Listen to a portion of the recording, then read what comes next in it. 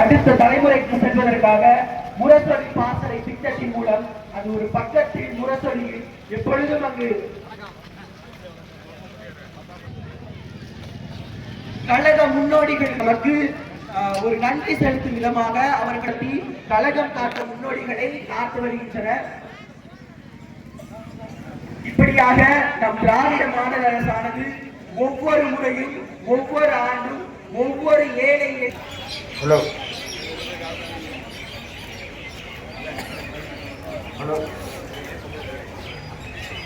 செயலாளர் சகோதரர் சிதம்பரம் அவர்களே, இந்த நிகழ்ச்சியிலே சிறப்புரையாற்றி அமர்ந்திருக்கின்ற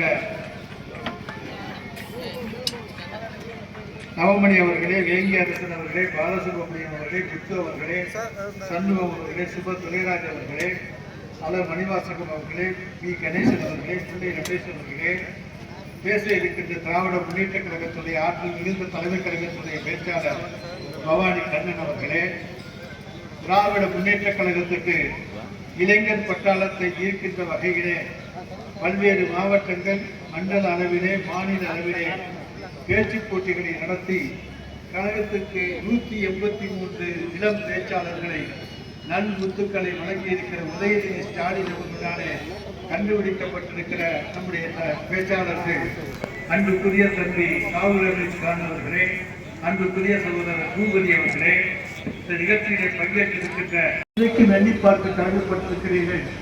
ஆக்சிஜன் கிடைக்காமல் எத்தனையோ அவதிப்பட்ட நேரத்திலே பல்வேறு இடங்களிலிருந்து ஆக்சிஜனை வரவழைத்து பல லட்சம் உயிர்களை காப்பாற்றிய ஒரு தலைவன் இன்றைக்கு இந்தியாவில் இருக்கிறார் என்று சொன்னால் அது மாண்புமிகு நம்முடைய தமிழ்நாடு முதலமைச்சர் அவர்கள் தான்.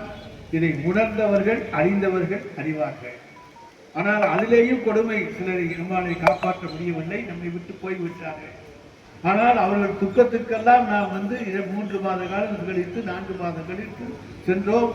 நம் இல்லங்களிலே நடைபெறுகிற திருமண விசேஷ நிகழ்ச்சிகளுக்கு கூட போக முடியாத சூழ்நிலை. அப்படிப்பட்ட அசம்பாவிதமான சூழ்நிலையை மாற்றி சகஜமான சூழ்நிலைக்கு தமிழகத்தை கொண்டு வந்த பெருமைக்குரிய தலைவன் தான் மாண்புமிகு தமிழ்நாடு முதலமைச்சர். மனசாட்சியுள்ள நீங்கள் அத்தனை பேரும் உங்கள் நெஞ்சை தொட்டு சொல்லுங்கள்.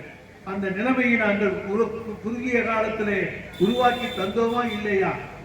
அரசு எடுத்த நடவடிக்கையா இல்லையா?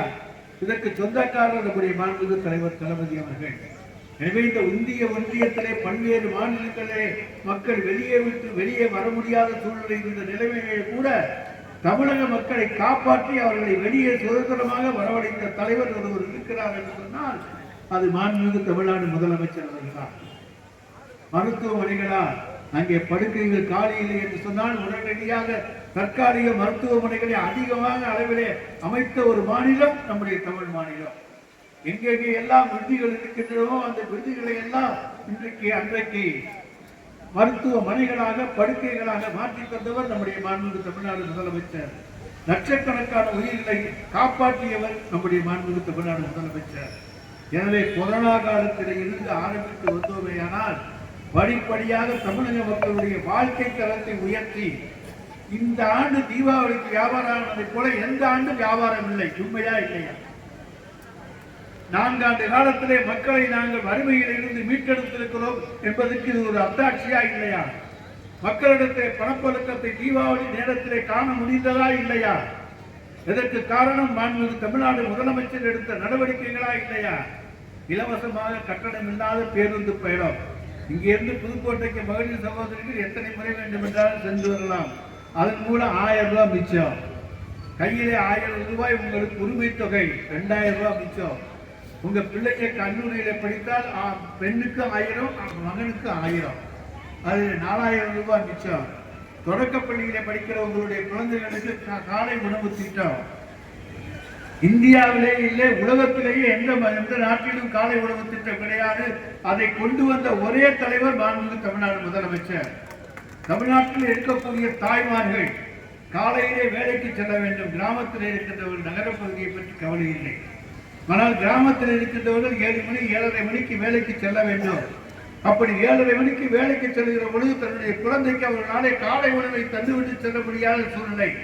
இதை நேரிலேயே பார்த்து காத்த நம்முடைய மாண்புமிகு தமிழ்நாடு முதலமைச்சர் அவர்கள் அந்த பையனுடைய பசியை போக்க வேண்டும், அந்த பெண்ணினுடைய பசியை போக்க வேண்டும் என்பதற்காக, பள்ளியிலே அவர்கள் மயக்கம் போட்டு விழுந்துவிடக் கூடாது என்பதற்காக, படிப்பிலே கவனம் செலுத்த வேண்டும் என்பதற்காக தொடக்க பள்ளிகளிலே காலை உணவு திட்டத்தை கொண்டு வந்த ஒரு புரட்சியாளர் நம்முடைய மாண்புமிகு தமிழ்நாடு முதலமைச்சர்.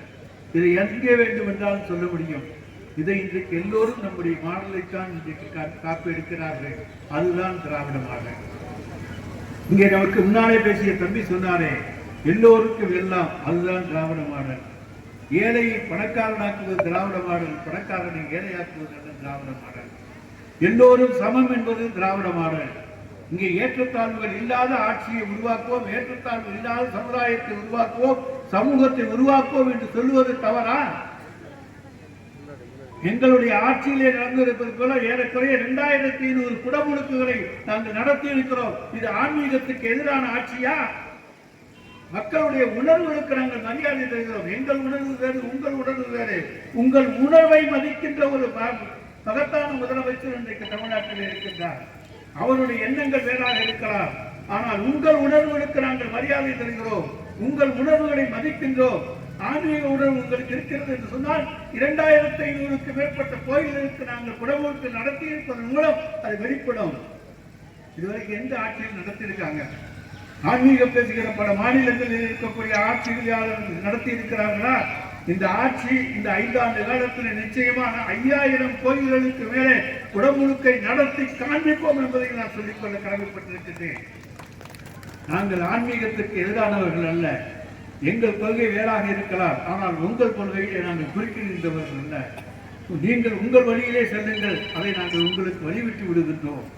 உங்களுடைய கருத்துக்களுக்கு நாங்கள் சுதந்திரம் தருகின்றோம். கருத்து சுதந்திரம் இருக்கின்ற ஒரு மாநிலம் இந்தியாவில் இருக்கிறது சொன்னால் அது நம்முடைய தமிழ்நாடு தான். எனவே அந்த அளவுக்கு இன்றைக்கு தமிழக மக்களை நேசிக்கின்ற தலைவராக இருக்கிற காரணத்தாலே தான் இத்தனை திட்டங்களையும் தந்திருக்கிறார். இதுல எந்த திட்டமாவது எல்லா மாநிலத்திலும் இருக்கா? உங்களுடைய உறவினர்கள் கேரளாவில் இருக்கலாம், கர்நாடகாவில் இருக்கலாம், ஆந்திராவில் இருக்கலாம், தெலுங்கானாவில் இருக்கலாம், அல்லது மகாராஷ்டிராவில் இருக்கலாம், எங்கேயாச்சும் இருப்பாங்க. கேட்டு பாருங்கள். இத்தனை திட்டங்களும் எந்த மாநிலத்திலேயாவது இருக்கிறது? ஏதாச்சும் 1-2 இருக்கலாம். இத்தனை திட்டங்களையும் மக்களுக்காக தந்திருக்கிற ஒரு மகத்தான தலைவர் தான் நம்முடைய மாண்புமிகு தமிழ்நாடு முதலமைச்சர் அவர்கள். இன்றைக்கு அவருக்கு உறுதுணையாக இருக்கக்கூடியவர் தான் நாங்கள் பிறந்த நாள் விழா கொண்டாடுகிற நம்முடைய உதயநிதி ஸ்டாலின் அவர்கள். அவர் சும்மா வரல, துணை முதலமைச்சராக 2018 நாடாளுமன்ற தேர்தலிலே அத்தனை தொகுதிகளிலும் பிரச்சாரம் செய்தார். ஒற்றை செங்கலை கையிலே வைத்துக் கொண்டு ஓட ஓட ஒன்றிய அரசை விரட்டி அடித்த பெருமைக்குரியவர் அவர். 40க்கு 39 வென்றோம். இளைஞரணி செயலாளரானார். 2021 தேர்தலிலே தமிழ்நாடு முழுவதும் சுற்றி வந்தார், அமைச்சரானார். 2024 நடைபெற்ற நாடாளுமன்ற தேர்தலிலே 40க்கு 40 என்கின்ற இலக்கை பெறுவதற்கு அவருடைய உதவி இன்றைக்கு தலைவர் தளபதிக்கு உறுதுணையாக இருந்தது. எல்லா வகையிலும் தனக்கு துணையாக இருக்கக்கூடிய ஒருவரைத்தான், இன்றைக்கு உழைப்பாளே உயர்ந்தவரைத்தான் இன்றைக்கு தமிழகத்துடைய துணை முதலமைச்சராக மாண்புமிகு தலைவர் தளபதி அவர்கள் ஆக்கியிருக்கிறார் என்று சொன்னால் தன்னுடைய தகுதியாக அவர் ஆகியிருக்கிறார். வாரிசாக அல்ல, தன்னுடைய தகுதியாக. அந்த அளவுக்கு உழைக்கக்கூடிய யாராவது இருக்கிறார்களா? யாராவது ராத்திரி பகலா சுத்திட்டு வருவாங்களா? பகல் 1 மணி வரைக்கும் வெட்ட வெயில் இல்லை, குச்சி கொளுத்துகின்ற வெட்ட வெயிலே நின்று பிரச்சாரம் செய்த ஒரே அரசியல் தலைவர் என்று சொன்னால் அது உதயநிதி ஸ்டாலின் தான். அவருக்கு இணையாக யாராவது தேர்தல் களத்தில் இருந்திருக்கிறார்களா? எனவேதான் அவருக்கு இந்த பரிசு தந்திருக்கின்றார். அதில் என்ன தவறு இருக்க முடியும்? எனவே அப்படிப்பட்ட ஒரு மகத்தான தலைவருடைய பிறந்த நாளைத்தான் இன்றைக்கு திராவிட முன்னேற்ற கழகம் உதயநிதி ஸ்டாலின் அவருடைய பிறந்த நாளாக கொண்டாடி கொண்டிருக்கின்றோம்.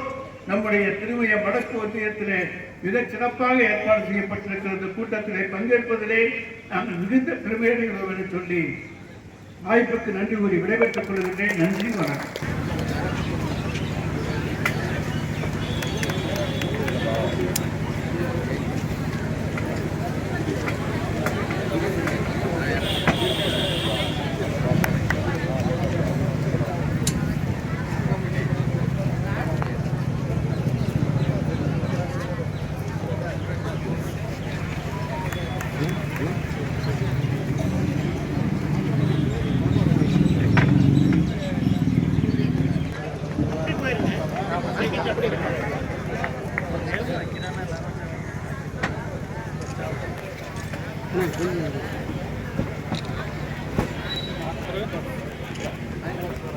Iron box Nachanthupatti Sundaram.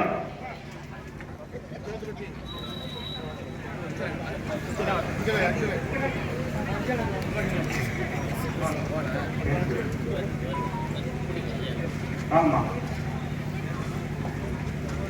அஞ்சல் அஞ்சல் ஆனால் குறுக்கல நிற்காதீங்க, இங்கே பாருங்க.